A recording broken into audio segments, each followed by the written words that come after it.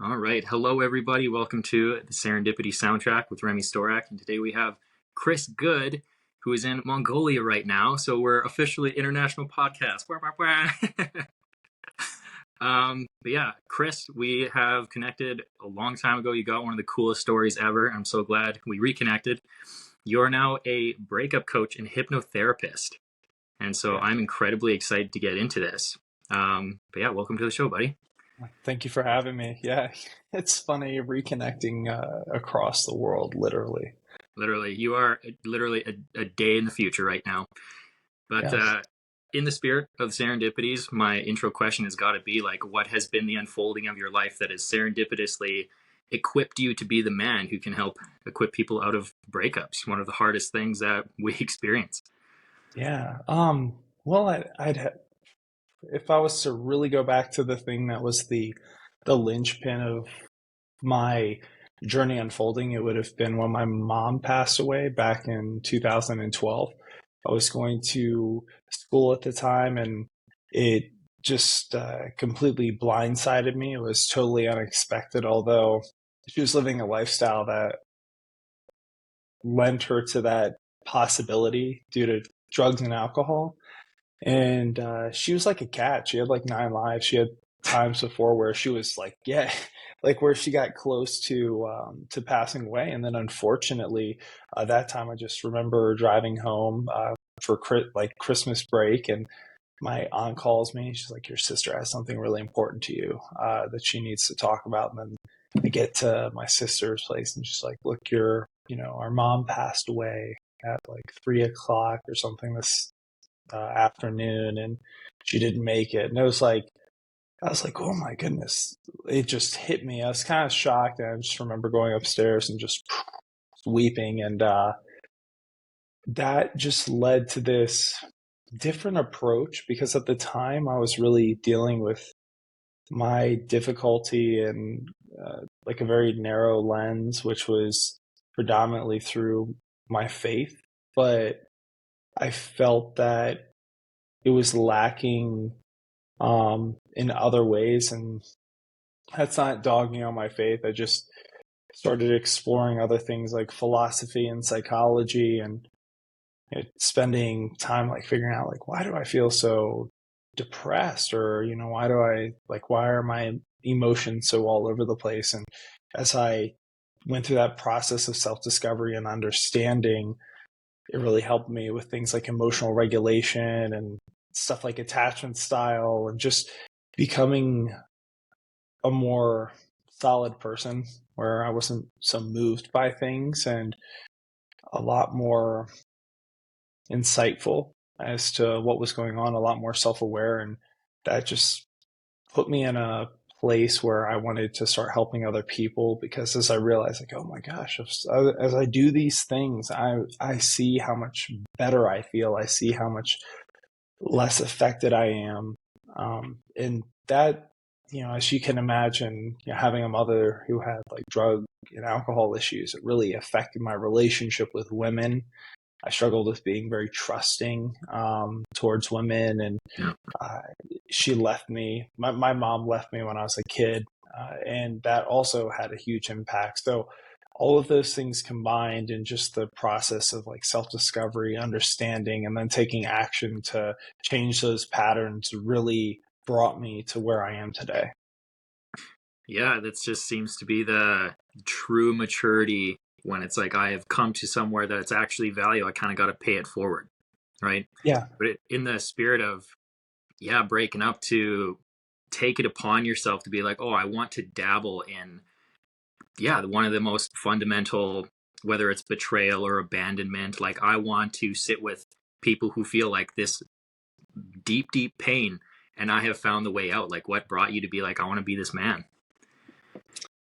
great question. So I think just the fact that early on in my romantic relationships, I had such a difficult time when it came to um, letting go. I was actually at one point in my life diagnosed with something called borderline personality disorder, and it gets a really bad rap because you usually see worst, the worst possible like cases, and it's a spectrum, you have like narcissism, so everybody has a little bit of narcissism, but on, well, unless you're a saint.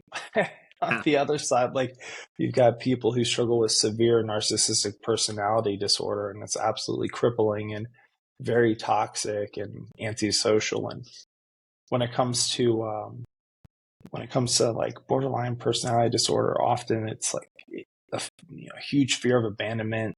Um, Emotions are all over the place. They struggle with depression and things of that nature. And for me, as I worked on that, I got a lot better to the point where it's not something that I would say dominates my personality. It's not even something that I'm diagnosed as anymore.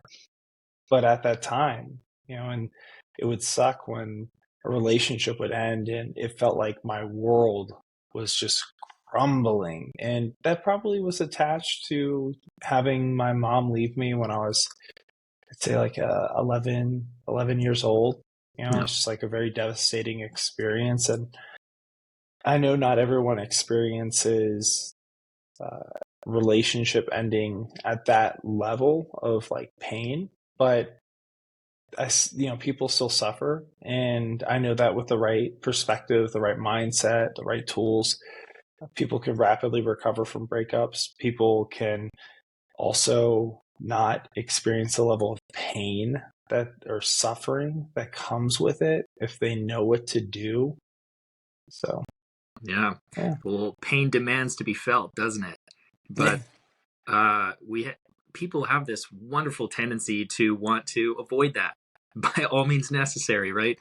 And I Yeah. think that really uh, prolongs people's breakup pains because here's the part that I played in this thing not working out.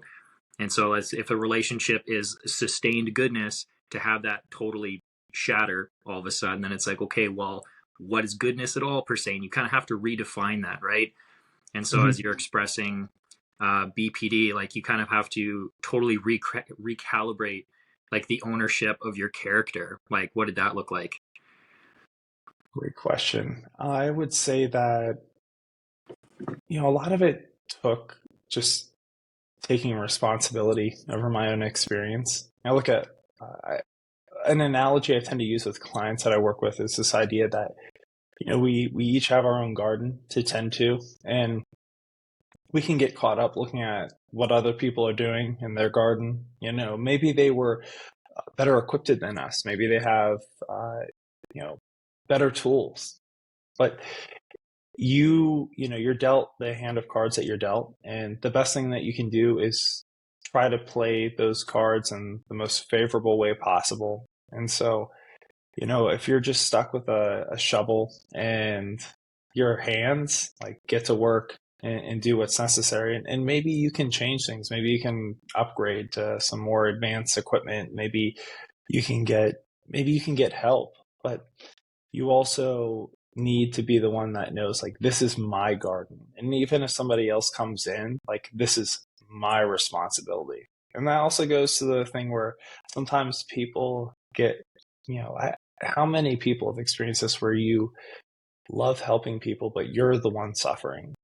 Mm, And that's where I say it's like you have to work on your problems before you go and work on the problems of others. It's the same kind of trope when it's like you're in the airplane. You have to put your oxygen mask on first before you go and start placing on other people. And it's like, yes, I know you want to help, but helping people can also be another way of avoiding your own pain. absolutely. I would consider that, I don't, maybe sinister is the wrong word, but sinister servitude in like, oh, but I'm being a good person, but you're not being good to yourself. So at the end of the day, it's like, okay, I can offer you a little bit of a lifeline, but I'm losing my own at the same time. It's like time is Yeah. precious, man. Like Yeah, if you want to be the ultimate example, then you got to be thriving first. And so to, exactly. yeah, own that and have to redefine thriving in the midst of like, oh, well, clearly post breakup, it doesn't feel like that situation at all, right? Um, Hmm. yeah, I'd love to hear if you have like a cool transformation story from your clients of, yeah, what it was and what it came to be. Yeah. So the thing that I do is something known as advanced conversational hypnosis. And it's really unique because a lot of people approach therapy and hypnotherapy and coaching using cookie cutter strategies and tools. And I'm not saying anything bad about those. It's like whether it's inner child or shadow work or, like regression therapy where you're focused on somebody's past and bringing them back into that experience. The problem is that people should be dealt with individually and they should be dealt with in real time. And with advanced conversational hypnosis, I'm able to allow somebody to experience unconscious moments where I'm talking with them and they might like wince or they might start expressing an emotion. And I'm sure you've seen this. I'm sure everyone knows what I'm talking about. You've probably felt it where you're having a conversation, somebody says something or you say something, a thought comes up and you're struck with a bit of emotion and then you just try to gloss right over it. That's an Mm-hmm. unconscious moment. And by bringing someone's attention to it, I can bring it to the surface. And that's how I get people unstuck. And so to, share my example with you, I was working with a client and he had gotten, the relationship ending was his fault. And he recognized that. And he came to me and he was in this place where he wanted to get his ex back. But he also wanted to move on. So he's dealing with those conflicting emotions. He was working on himself, but he realized that he was working on himself in order to get her back. And within a single session of us working together, we were able to take him from a place where he was just stuck on her and feeling this enormous amount of anxiety to feeling completely okay about the situation and saying he actually felt bad for her because he told her, like, please stick with me. Like, I'm going to change. I promise that. And he knew he was going to change. He made a decision that he was going to change and he was putting in the effort and taking the action to change. But he became accepting of the fact that she wasn't willing to come back to him. He felt bad that she was going to miss out on the person that he was going to become. He used the term, I believe, like an increasing asset. I think it's like a real estate term because that's what he works in. I'm an increasing asset. Like I'm increasing in value as a person. And he felt excited about the next person that he would be with, because this person should be getting the best version of himself. And I asked him the question at the end. I was like, well, what if your ex does come back? And he's like, well, she'll have to meet my standards because I'm not going to just take her back. I want to, like, I know that I have problems in the relationship with jealousy and insecurity and stuff, but there was also problems on her side too. And she needs to change as well in order for this to ever be a thing. And, this was a couple, they were thinking about getting married and having a family and everything. So it was very serious, but it was just amazing to see him experience this all within like an hour and 15 minutes of just having what seemed like a conversation, but was me being very careful and attentive to what he was saying and what he was feeling and what he was showing. And his life is completely transformed. I mean, he's probably had the most successful year to date, like with his real estate career. I think he sold like a $4 million commercial real estate, like shortly after we had done our session together and everything. So Ooh, absolutely incredible stuff. Yeah. man, that's such a radical transformation. That's one session. Yeah. One session. Well, I don't want to say it's a bad business model, but you're too efficient. Yeah. um, that's kind of a incredible. I don't want to say burden, but man, as soon as you do take ownership, it doesn't have to be a long process, and that is an incredible testament. But also an appreciating asset. That's a wonderful way to put it Yeah. because That's it. it's such an intangible thing to say, like, I as a man am valuable. Well, how do you know? Well, I'm trustworthy. I'm what, all these things that, like, well, it's not a number figure, it's a trust thing, right? And Hmm. it's like, oh, I believe that you are going to be valuable, but you can't, you kind of have to like stress test that into the future, right? And so there has to be like a conviction that comes with that. And so uh in the essence of, coming back from breakups, you probably have to help people feel exceptional, right? So how do you help redefine people on their individual levels to like be back in touch with that they are exceptional people and can become exceptional if they don't feel that? Yeah. Errors in thinking when somebody does not see the enormous potential that's just wrapped up in every living person, because we really have no idea how great we can become. We have no idea. And people walk around like, like little prophets, just declaring like this is how things are going to be. And it's just like, but how do you really know that? Like, how do you know that you can't be, like better, or that, that you can't completely transform your life? And what I find is that people don't always need like, we know the things that we need to do, and we know the things that we need to stop doing.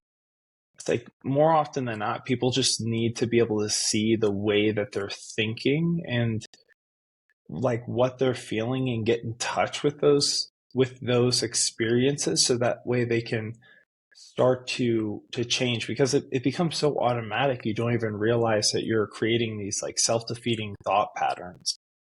um I was just going to add, like, there's this idea, it's a biblical idea. You think of like the rich get richer and the poor get poorer.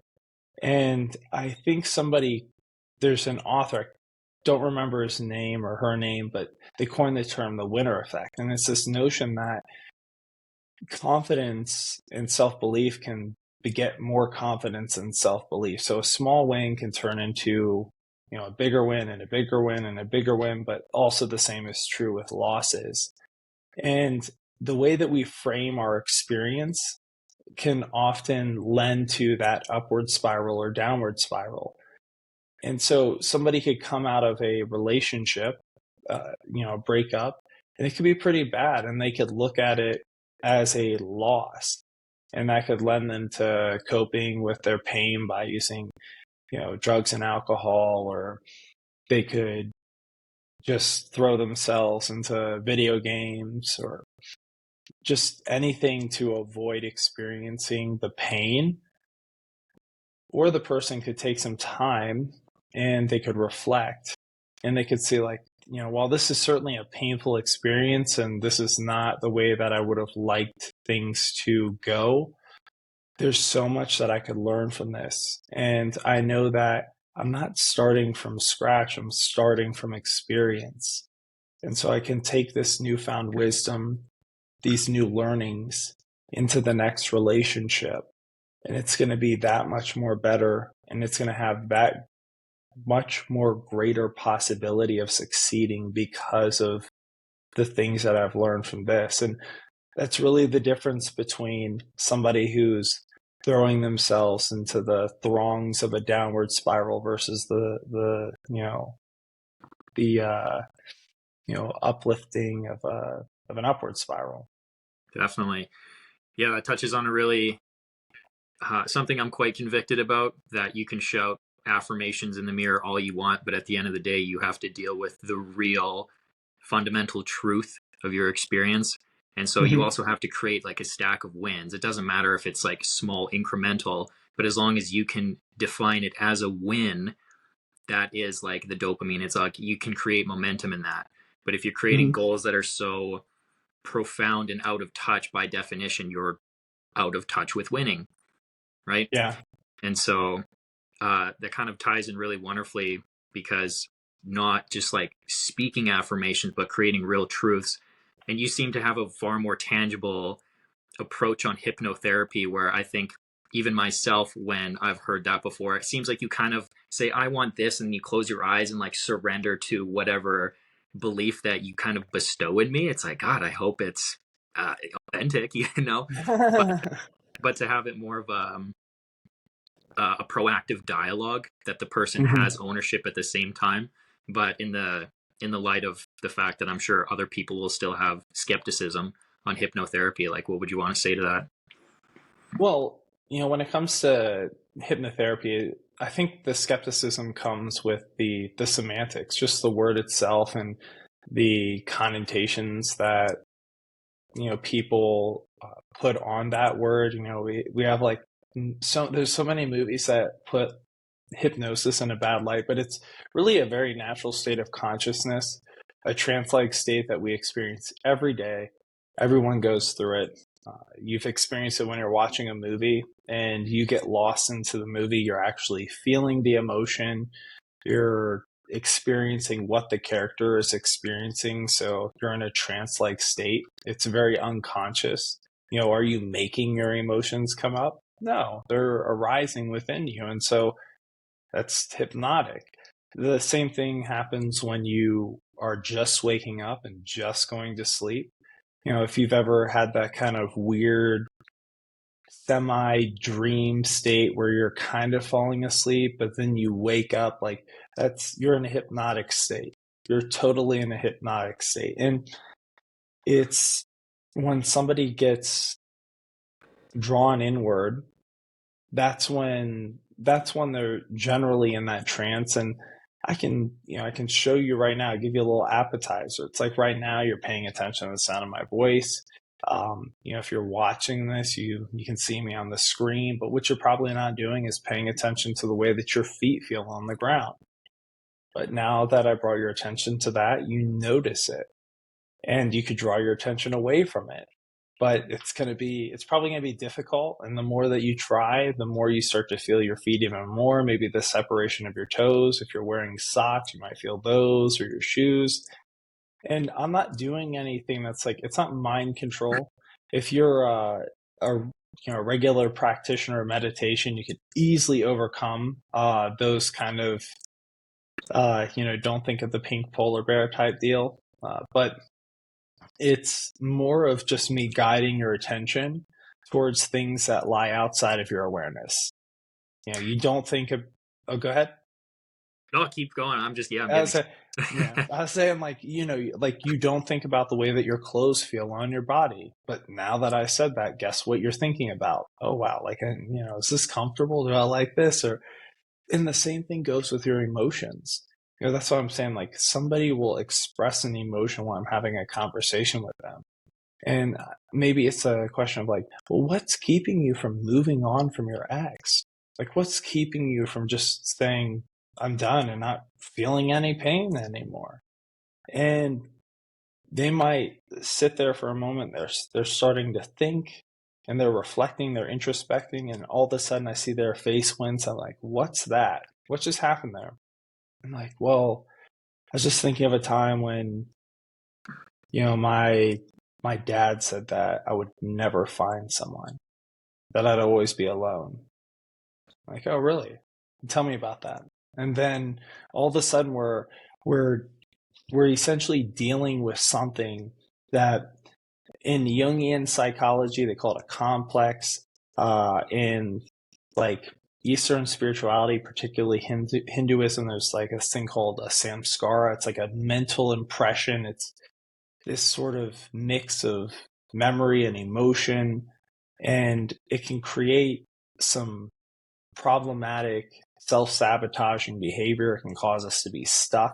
If you look in modern cognitive science, there's a term called parasitic thinking, which is very well expressed in depression. There's a thing called the triad of depression, and there's these three beliefs. The belief that the world is a dark place, that you have a terrible view of yourself. You don't think that you're worth loving, and that the future is hopeless. And these three beliefs interplay on each other, so they keep you stuck. And so as we dig into the unconscious and we unravel those things, we unravel what I like to call a psychological knot. It frees the person. And once you remove that resistance, then it's just like, oh, wait a second. I don't like, why do I need to feel this way? Like, why am I so attached to this person? Can love manifest in another person at another time in another place for me? Yeah. Okay. The way that you explain that, they're always like, oh, I'm getting excited because I'm understanding it almost as like an emotional flow state that you can offer somebody. Because when you explained it as a movie, it's like, okay, I'm going to go pay $20 to go watch a horror movie and I want to simulate terror. I'm going to pay for that, you know? But I want it to be believable too. I don't want it to be like, oh, some pathetic like little unbelievable demon where you can see him coming. It's like, no, I want you to Mm-hmm. shock me, to like genuinely bring suspense into my body. Um yeah, but to you willingly believe those things and you enter an experience, but you kind of get like smoothed into it, right? You kind of like, oh, Mm-hmm. here's this main character. Do I even care about them? Oh, they're kind of lovable. I care about their well-being now. So, oh, I'm scared on their behalf. And we kind of like empathize into their terror in an essence.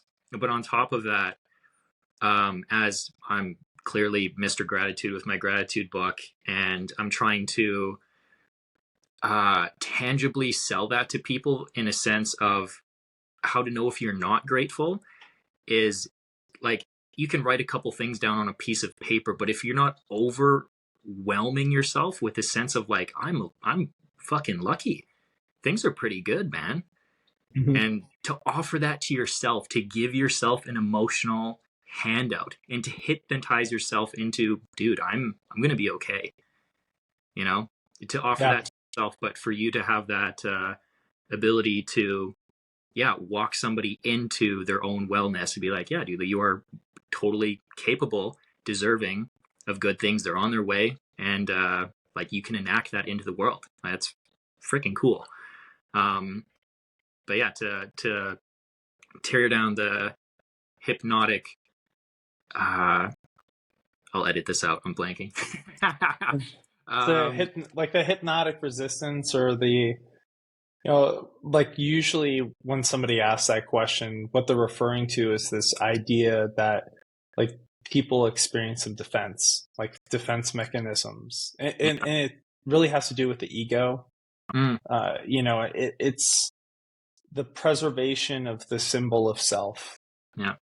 And when you tell somebody this is what you need to believe, or like, have you ever had someone tell you like you need to start going to the gym, or you need to start doing that or this, and what do you feel? You're like, yeah. Lack of ownership.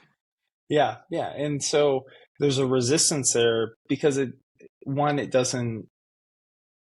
doesn't match the way that we unconsciously see ourselves, which is, it's not relatable to the identity of the person at the moment.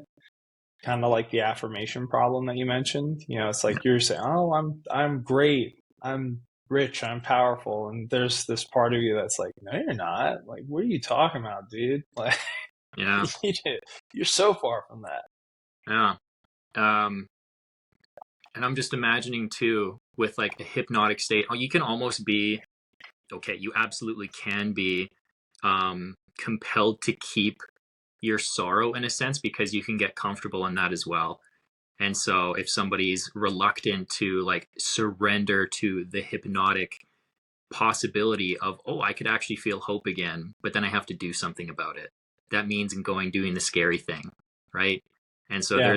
there's a calling that comes with it because it's like, okay, if I actually want this to be, a profitable experience emotionally, then I can't just sit Mm-hmm. here and be like, oh, thanks, dude, you made me feel better. So no, I gotta go be the man who goes and like lives the life that he's trying to dream up, right? You just like Yeah.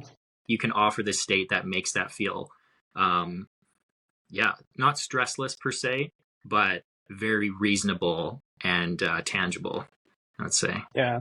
Yeah, exactly.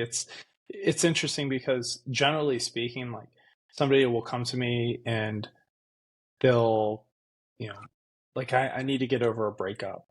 And it's like that's not actually the problem. That's the problem that you think it is. That's how it's manifested itself. Mm, That's clearly the thing that's most obvious or salient at the moment, but that's not the actual problem. And what happens is when you dig deep, you start to see these things where somebody's like, well, that means I have to take action in order to, it's like, well, what's keeping you from taking action? Well, that's going to be really uncomfortable. Well, what makes that a problem? And then you start to realize that they have an aversion to working through discomfort or pain. Where did that come from? And as you start digging deeper and deeper, you get to the core issue. And after every client I work with, like, I'm always looking for a visceral, physical, body felt response from them. Like, they should feel a sense of openness. They should feel a sense of hope. They should feel a sense of excitement for the future. And when I ask them what's the problem, ideally they're going to be like, well, actually, there is no problem. There's not a problem at all. And if they do say something, that means we just have to spend a little bit more time digging through it. Yeah. And I guess everybody's coming into relationships with their best foot forward, and, love's such an impossible thing to define in a sense, but people I feel it, Yeah. but then it can be muddied with the insecurities, and, they can still be entirely convinced that they are in a loving relationship, but you may have had some clients where you're like, that wasn't even close to love. And you'd have to kind of almost reestablish what goodness can actually be. Have you been experiencing that? Oh, yeah. Yeah. Especially with my clients that deal with narcissistic partners, which usually requires a little bit more work, just because narcissists are narcissistic. People with narcissistic tendencies are usually notorious for they almost do, in a sense, kind of the same thing that I'm doing, but it's like malevolent. Like, they're putting a person into a trance-like state, and an example is like they love bomb the heck out of a person. Mm-hmm. Feels good, and what ends up happening is a person develops they lock into an idea of what that person's like, and once the person with the narcissistic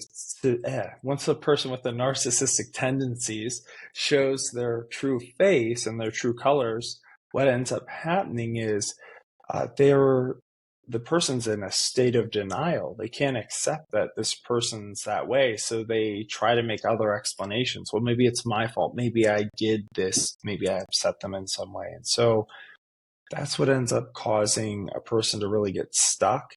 And I remember I had a client who she was dating this guy, like, just definitely narcissistic in so many ways, gaslighting her, treating her terribly and stuff. And she's like, but he's really cool. And I was like, is it cool for a guy to invalidate you, to lie to you, to, she didn't find out that he was living with his ex for 2 years or his ex of 10 years until 2 years into their relationship. I was like, oh my gosh, like, and I look, I know people listening like, what the heck? Like, come on. It's like, it's a lot easier to judge from the outside looking in because you're not swimming in the water of their experience. That's why it's so much easier to offer advice to somebody, even if we're struggling with it and they actually are able to take it and use it and succeed with it. But here you are feeling like a hypocrite because you're still stuck in your problem because you swim in the waters of your own experience. But, you stand at the dock of someone else's. Ooh, I like that. As I haven't personally, maybe on outside of a relationship level, experienced the whole narcissism thing.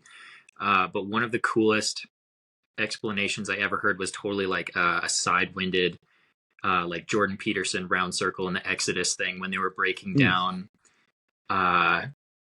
was it one of the commandments that do not use God's name in vain? But it's like, okay, don't swear. But they broke it down to don't fabricate God's voice and use it as if it's yours.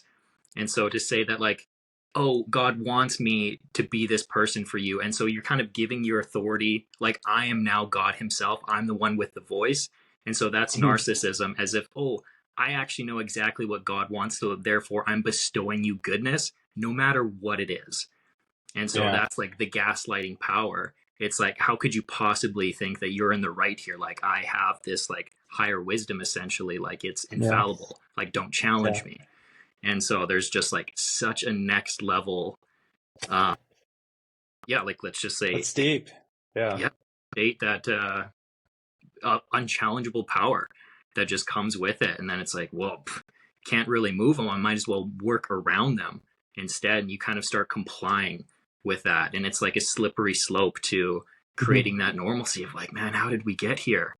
Right. And so that's, again, it's like easy to see it from the outside, but it's Mhm. like this slow little incremental chips that kind of like allow somebody to have their little godlike power over somebody and still call it love, which is bananas from the outside Yeah. looking in. But that just kind of Yeah. speaks to like how desperate and fundamental love is for our experience. And that, so like you are carrying a heavy weight of putting yourself in this arena to help people recalibrate love, right? So yeah, when it comes to reestablishing a good relationship, do you have a story of somebody who had no touch of goodness whatsoever and had to like, who kind of started to fundamentally experience it for the first time? I can't really speak on any clients because generally I'm helping them to exit the enormous pain that can come with a Mm. breakup, but I can Oh speak yeah, for myself. I can definitely. definitely speak for myself. So I actually did personally experience a narcissistic relationship. It was awful. The whole gaslighting, like I would come home constantly being accused of lying and cheating and doing all these terrible things when the irony of it was the person accusing me of these things was actually the one doing them.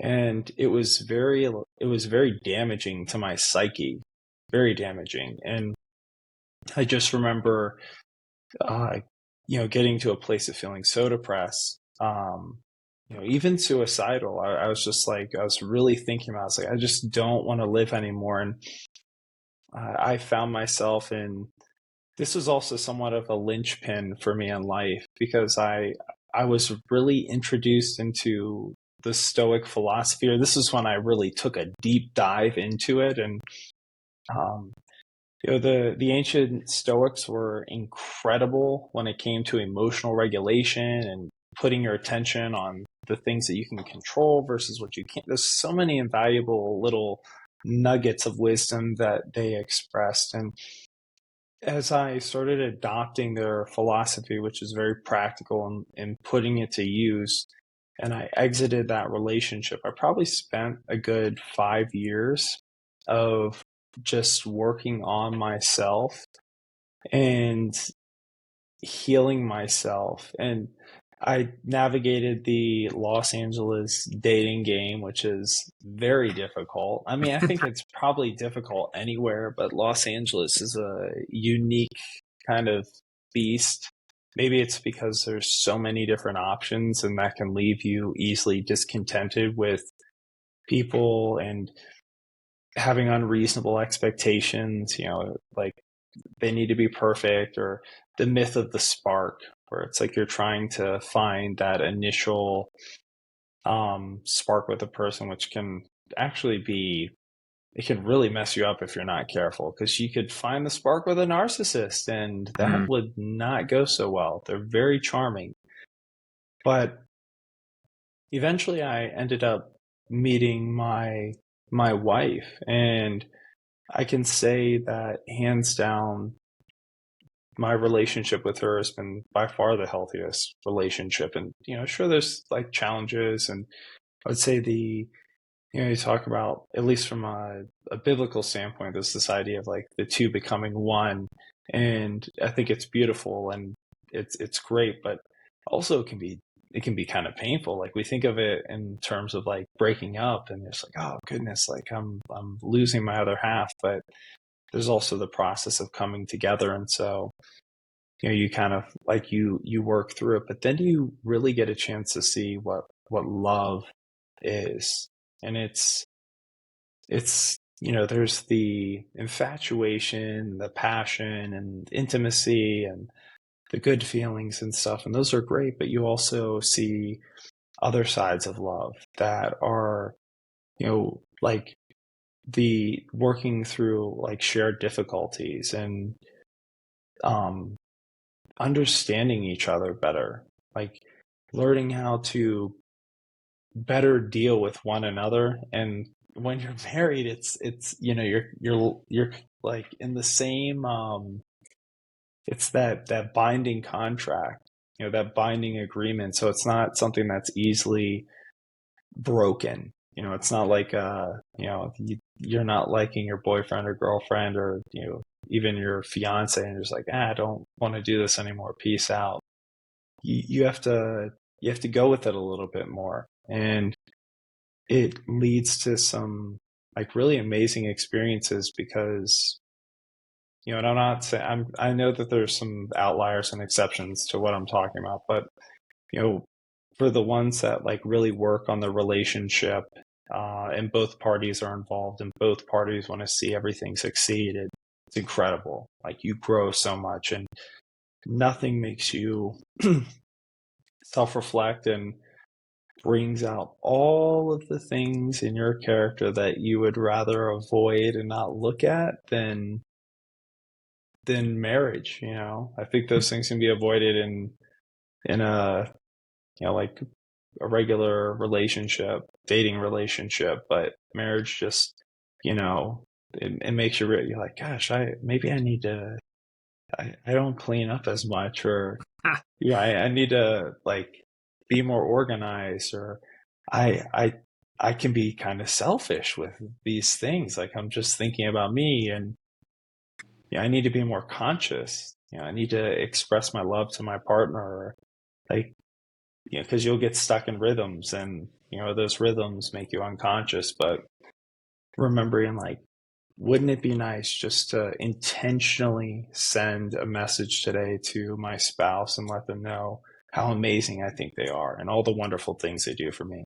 Or when they're talking to you, actually listening. Yeah. The men But laugh about that one because we can tone up. yeah, Just like yeah, just give me the meat of it. Yeah. you like, yeah, yeah, yeah, and then you just get you roll into it. Yeah. And you don't really hear what's being said. Yeah.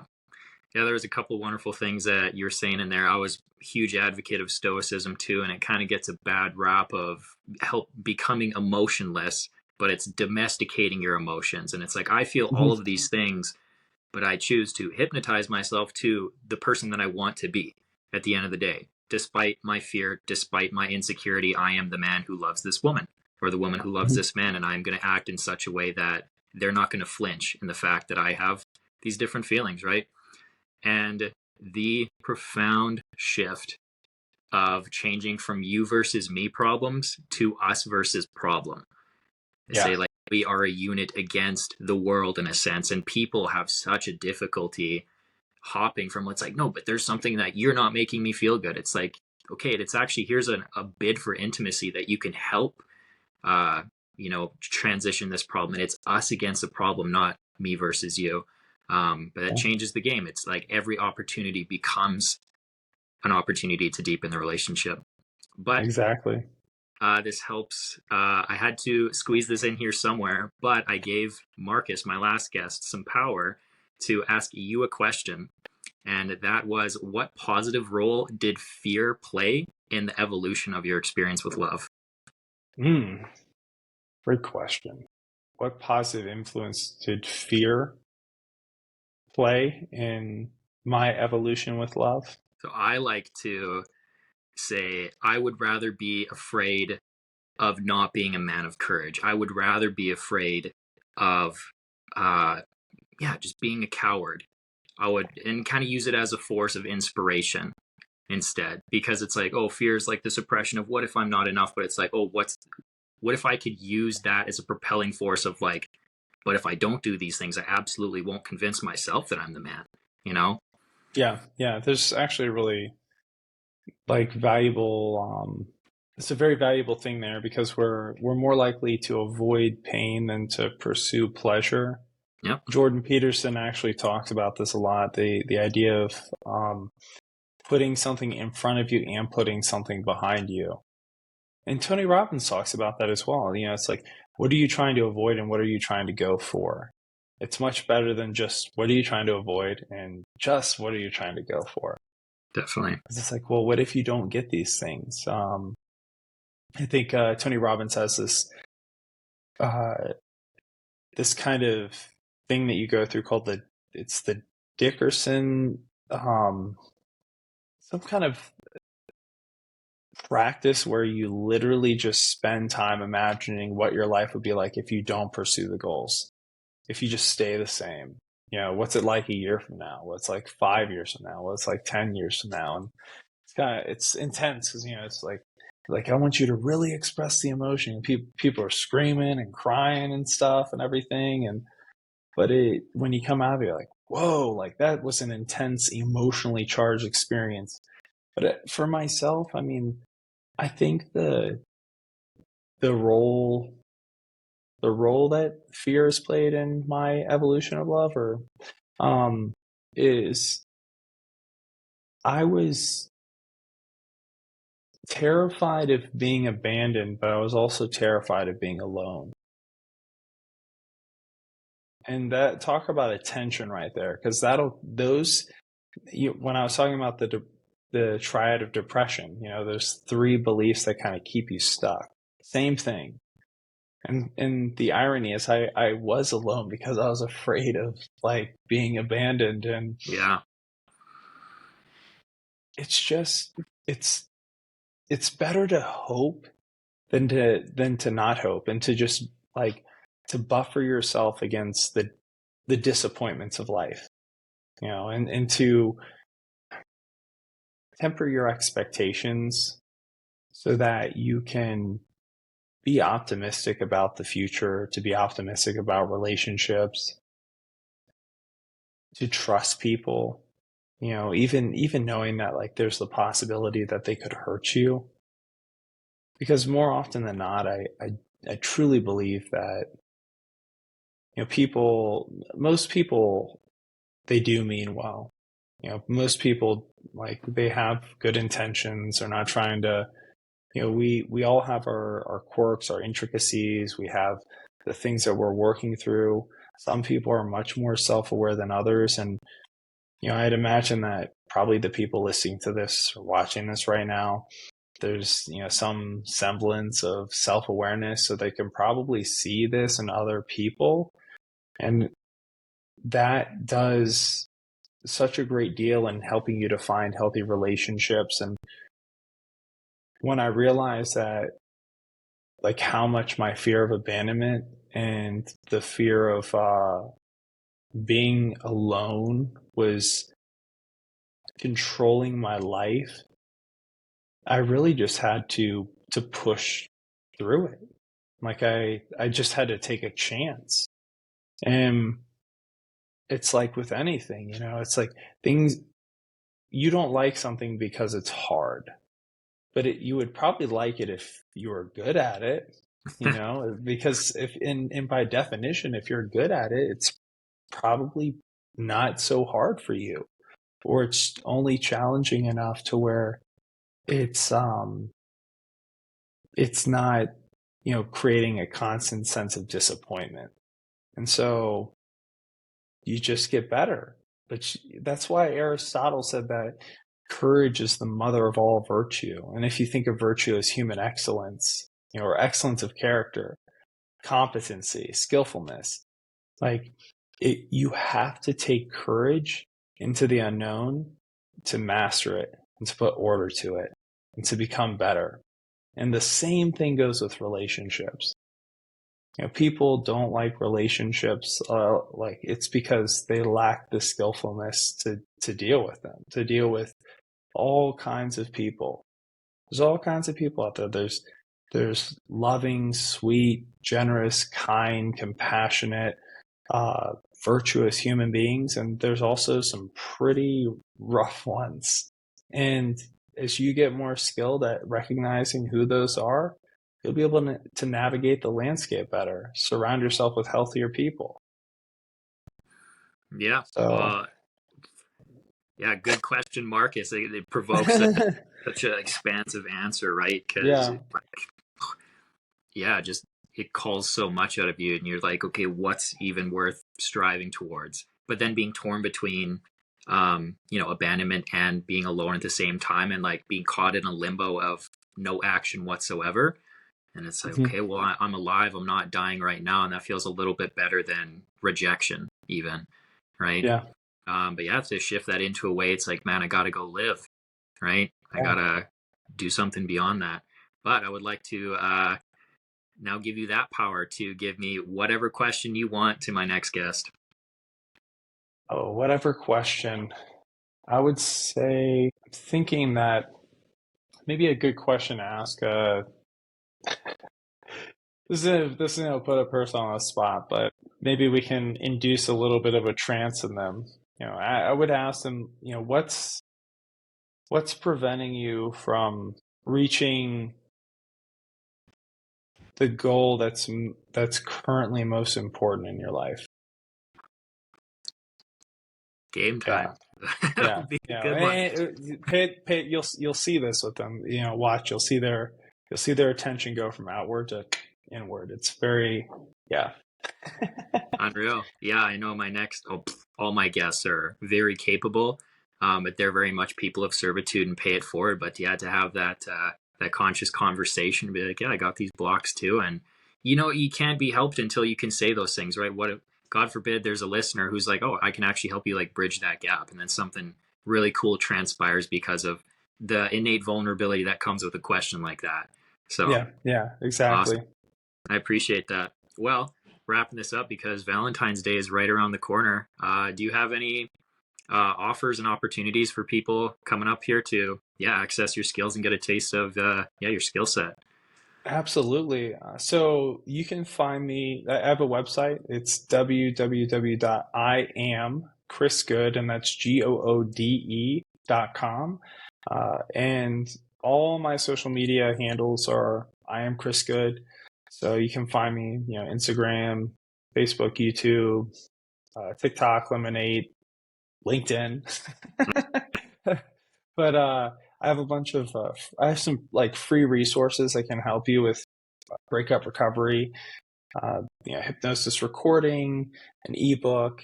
But I also have a free one-on-one clarity call if you want to discuss like what it would look like to work with me, and how I could help you to overcome the pain of a breakup in as quick as a single session. I know sometimes where people are like, "What?" But I promise you, you're just a belief away from your life changing forever. It's simply what we think. Some people think that death is something to be celebrated. It's a transformation of life into something else, and other people, they mourn it, because it's a loss. So it all comes down to the way that you perceive and believe, and I can help you with that. Absolutely. Rock solid, man. I appreciate you big time. And I just learned so much, even being curious and having a cool conversation with you. So I hope, I hope some people reach out and just give that a chance because God forbid love gets better because you have a conversation with the right guy, right? Yeah, So yeah. yeah, appreciate you, man. Take care All right. until Thanks, next Jeremy. time. And yeah, Appreciate you. thanks for pumping color into the world, buddy. Yeah, thank you. Appreciate you.